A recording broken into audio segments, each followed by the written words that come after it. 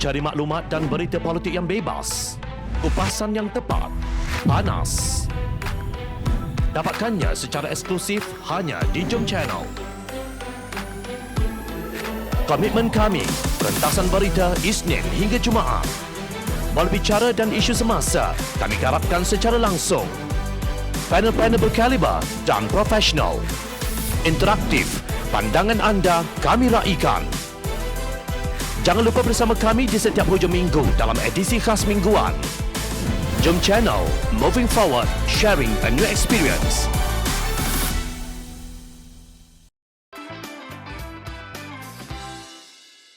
Pemerdagangan orang, Akta bukan Auta.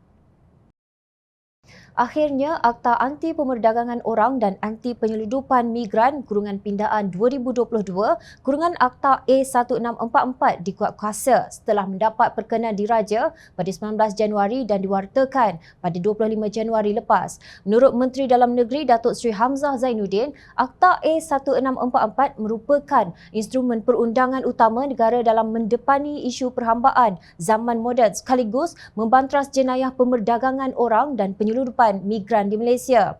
Dalam kenyataannya, beliau berkata, secara keseluruhannya terdapat 17 peruntukan dipinda dengan penambahbaikan yang melibatkan pindaan bagi perkara-perkara berikut. Pertama, pindaan kepada tafsiran pemerdagangan orang dan pemansuhan tafsiran paksaan. Kedua, peningkatan hukuman penjara dan pengenaan hukuman sebatan. Ketiga, peruntukan kesalahan yang lebih berat termasuk melibatkan penjawat awam. Keempat, pewujudan kuasa menteri dalam pelantikan mana-mana pegawai awam sebagai penguatkuasa di bawah Akta 670.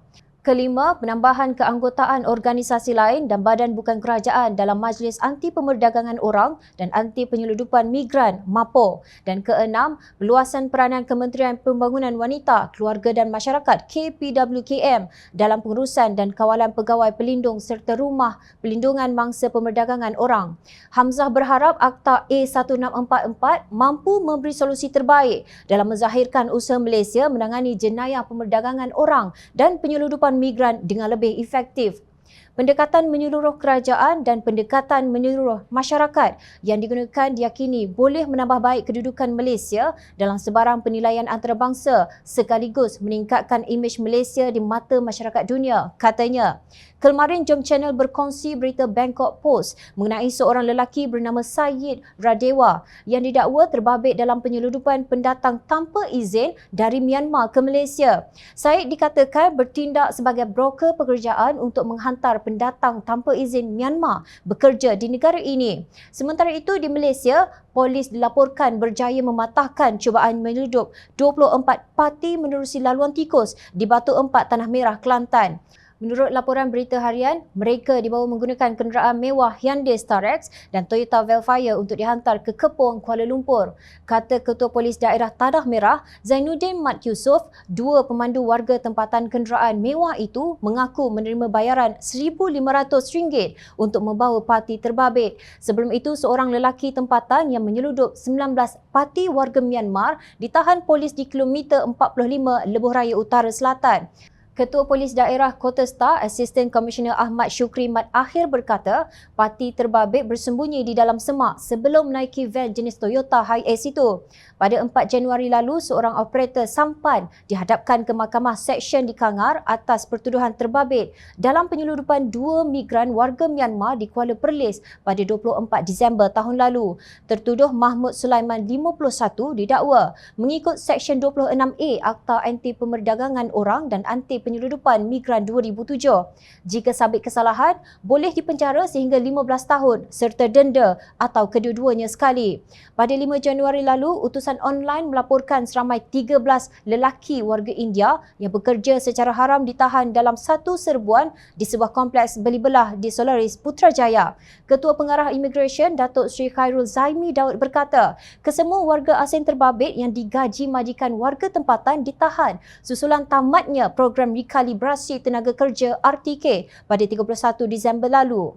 Operasi dijalankan di kawasan pusat perniagaan Lot Premis 5 tingkat melibatkan pemeriksaan ke atas 60 warga asing. Manakala didapati premis tersebut kebanyakan menggaji warga asing sebagai pemandu parkir valet, pengawal keselamatan, tukang cuci dan jurujual, katanya dalam satu kenyataan.